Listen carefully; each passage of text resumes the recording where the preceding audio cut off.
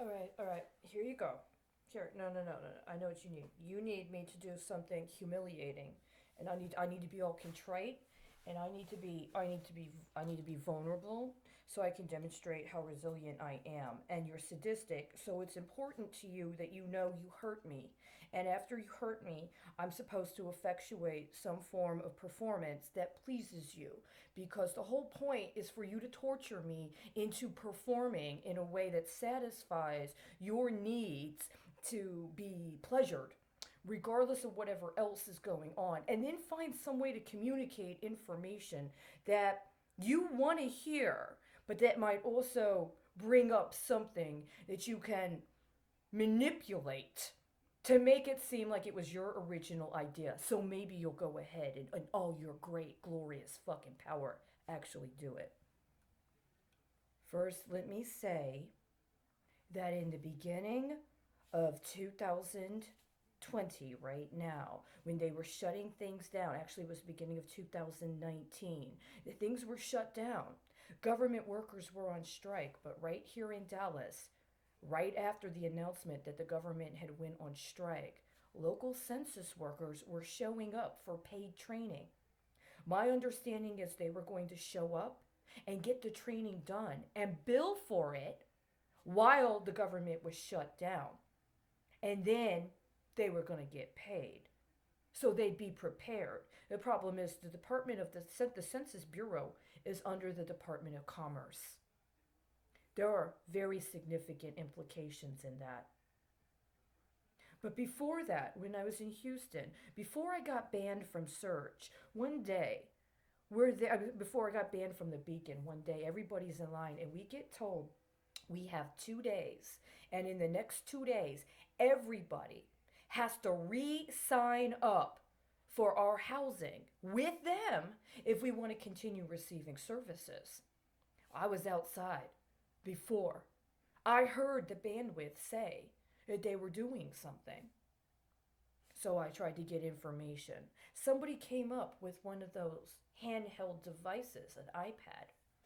They said their name. They were not the typical demographic that's there. There was another stereotype, archetype. He sat down, he got all my information, he filled it out, he put it in there again. He re entered it.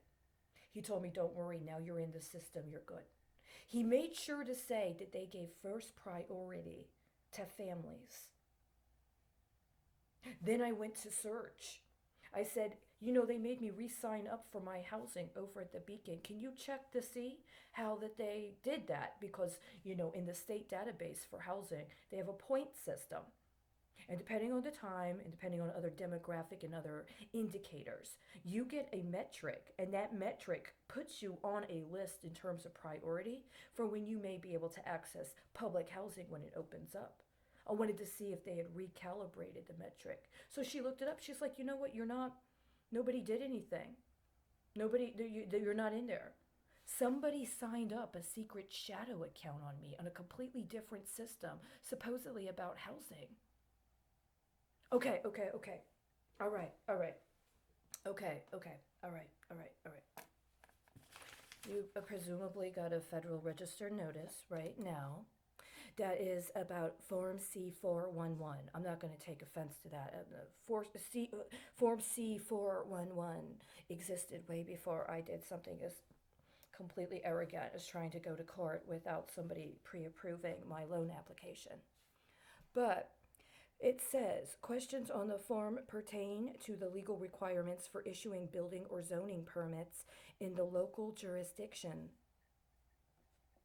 regarding updates to the universe of permit issuing places from state and local permit building and zoning officials.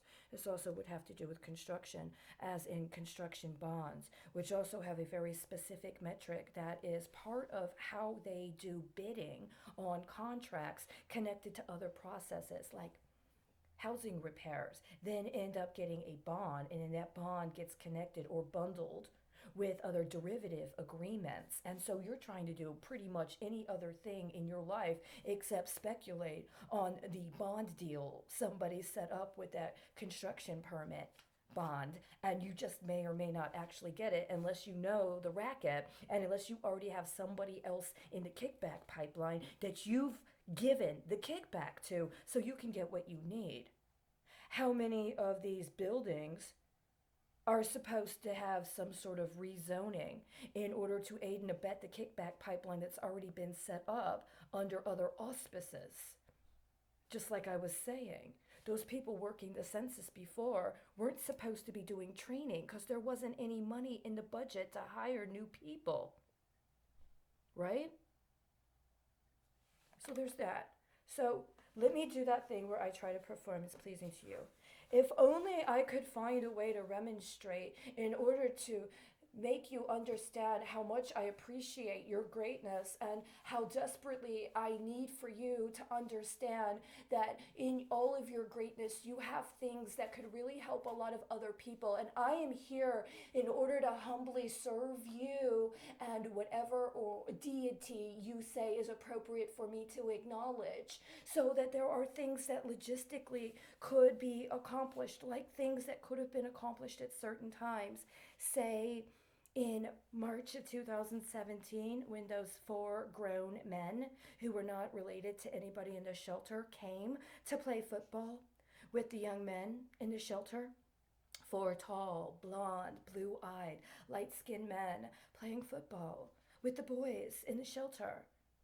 And I went up and I said hello to them. I said something else about maybe them coming back. And then down the street, within maybe 48 hours, there was a martial arts center right down the street that did martial arts for, I guess, the community. It had flags in the windows of all of the major branches of the military.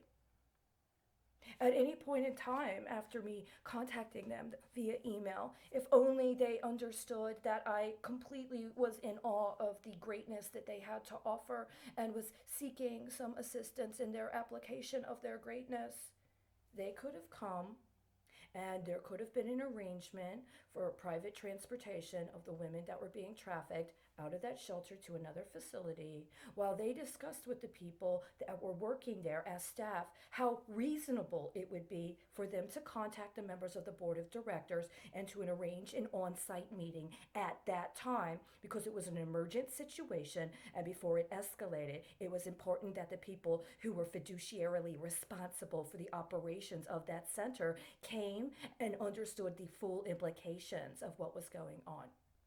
Okay. Maybe that sounds a little drastic. I mean, that was before I got kidnapped, and I had to understand that other people had a different concept of what's reasonable in the face of women and children being electronically tortured.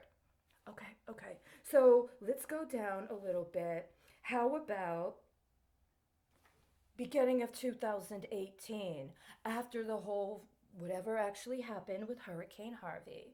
And then I lost my bike. So I went down to the transit center, and that was where the union office was. I didn't realize when they called me down to where they kept the bikes that were left on the public transportation that was also the place where they had the union office and the organizing. And before they took you into the room to look for your bicycle, they made sure to bring you into the office where all of the union organizing material was displayed on the setup. And of course, they left me standing right in front of the row that had all the information about emergency assistance to employees.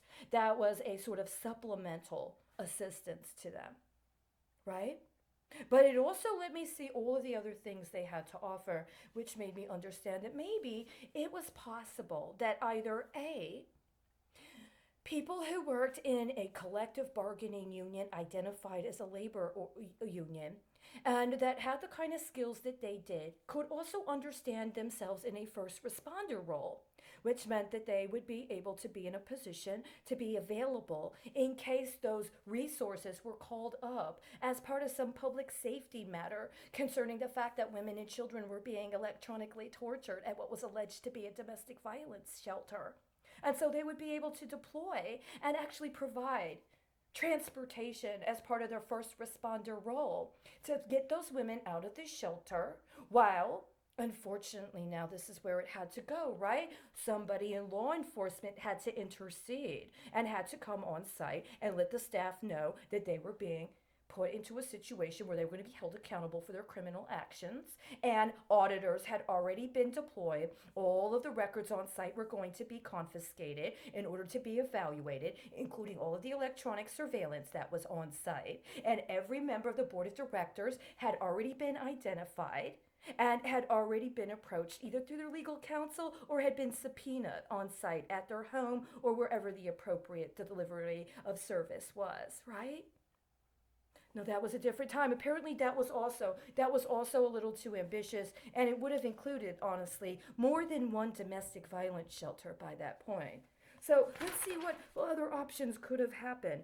Um, Oh, yes, the hostel, right? The hostel at the beginning of the year before they started talking about how they were going to make all these changes. But something like that hostel to be made available, not just locally, but also in a context where if you're going to have this sort of situation going on, hopefully nobody else is in the hostel using their cell phone to activate some sort of nanotechnology of the people who are there. See, the thing about a hostel is that would include people that were internationals, right? That's the whole point of a hostel. If you're a local resident, you don't qualify to stay in the hostel. It's people from out of state and people from another country. So it's a good place to converge and talk to people and share information about comparable problems, including the fact that you're in there and somebody keeps their cell phone on in the bunk across from you, and the undercurrent of their cell phone is sending all of these radio frequencies into the room that are triggering people to exhibit symptoms of a malady that they may or may not have actually had, including STD, with the understanding that then wherever they were at that time, they would leave. And then that STD will exhibit symptoms somewhere else. And the understanding, well, how am I going to trace or track how I first acquired or how I first ended up encountering the circumstances around that STD? Well, if you're not like me and you can't literally hear the infrasonic messaging that's in the radio transmissions on those cell phones, you don't know that somebody literally tried to just activate something in the proximity of those radio frequencies with an understanding that the symptomatology was going to appear later. But I mean, that would mean I would have to talk to somebody that would acknowledge these things exist. Do you think in your greatness it might be possible to acknowledge that it would be important to be able to talk to people that know that those things exist? Do you think it might have been important to talk to people who know that those things exist? I don't know, in say January of 2018? Hmm? I don't know. I don't know. There's also the situation when you get to Dallas the second time. After you go to Fort Worth and somebody tells you, you know what, we like you, you're going to stay here. We've got this extra room. And then let's just say you can read the police report if you can find out whoever the liaison is that ended up leaving without giving me a contact on who to contact next. And nobody at the police department even acknowledges that police report was filed anymore, right? But before that, and then returning to Dallas and understanding that at a very specific time, there was a very strategic alignment of properties up for sale by the Dallas Sheriff's Department. And if somebody had moved on, allowing for an acknowledgement that I had been trafficked and or that at any point the crime that had engaged me justified actual monetary restitution, I could have purchased homes from those auctions. And so when the issue came up to actually address the material factors associated with women being electronically tortured on site at domestic violence shelter, there could potentially have been some form of protected trust and or other manner in which those properties had been secured so that within, I understood, a 72-hour period, those women could be rehoused. They could actually be put in a situation where they could be provided with emergency temporary housing with an understanding that they could either decide to stay and engage in an option to acquire ownership, or that they could use it temporarily while they secured their own housing option and were able to integrate and to figure out how to connect with the community in a meaningful way outside of whatever the speculation was that staff at that shelter was setting up on them, even if that speculation was at the behest of other intellectual authors, right? But again, that would imply that somebody in their greatness would acknowledge that these things are even worth thinking about, much less acting upon. Okay. Well, how about after the federal government is in a crisis because nobody approved a budget and the legislative issues? I mean, I'm not qualified to deal with that, right? I'm not qualified to actually read what's publicly accessible in terms of legislative action, much less evaluate the appropriations process. I'm not qualified for that. But would I be qualified in continuing to pursue acts of fraud, including acts of fraud and money laundering involving major banks that had personally trafficked me and also engaged in fraud in connection with municipal bonds? And those bonds could potentially, or other financial arrangements that were obviously fraudulent and that had been acknowledged as fraudulent, could have resulted in some sort of monetary recovery that then would have allowed for accessing private air transport prior to an escalation of air traffic safety matters to the point where it became a mortal danger to kind of try to activate something on this level. And that private air transport could have been available and that somebody could have activated what is already existing in terms of emergency protocols within the United States to make accessible decommissioned housing on military bases that is in a state of transition so that they could be put into a position to provide a temporary housing measure for people that were in need of immediate assistance in seeking refugee claims or asylum claims for what they offer, what, 3 months? And within that 3 months could be put through a process whereby they were either legitimately engaged in a fast-tracked process for a asylum claim in the United States, or, as the majority of them would be, put into a position where they could be repatriated in their home countries, because concurrent to that would actually be a legitimate national security consideration of the need to engage in cooperative efforts with their country of origin to deal with our mutual problems around cartel violence and the proliferation of organized criminal activity. No, that's completely ridiculous. Who would ever think of that? Okay. Do I have any other options that have come up? Yeah, I mean that was just a spreadsheet and some other things that I did. I'm sorry. Oh yeah, somebody else had this idea about how they were going to try to get like individual caravans to take immigrants up to work on new housing being constructed in remote areas of another part of the country. I didn't like that one so much, just so you know. Um, Oh, yeah. And then more recently, see, if you had people that were actually politically organizing to confront all of the massive fraud, I'm sorry. I would appreciate it if somebody would consider my humble request that in acknowledging these municipal bond issues that have been happening, specifically those that are introduced with some sort of emergency need or reconsideration around COVID 19, that we have people that will make that part of whatever their political organizing strategy is with these protests, presumably about racial justice, and that in the moments when we are in a situation where there are masses of buildings that were previously for commercial use that are now abandoned and are in a process of being either resold or potentially rezoned and recharacterized, including potentially for mixed use, commercial and residential, and or some other kind of rezoning, especially consider the amount of space that has become available, that people might engage in very practical matters concerning existing homestead law and or other kinds of law, including potentially laws that might be accessible via an appropriate application of a, I don't know, citizen's right to reform the government constitutionally that would deal with a occupation of spaces so that they could be legally recapitulated as part of the collective bargaining with the city administration and their financiers and whatever other jurisdictions are of consideration, so that they could actually be made available as either transitional, temporary, or maybe even permanent housing with commercial, residential, mixed use capabilities, as well as an attendant explication officially acknowledged about what the understanding of expectations for commercial accessibility one has in their own fucking home. That could have all happened. Any of those could have happened. I really honestly believe this is how delusional I am. And this is what me not taking medication could have made possible.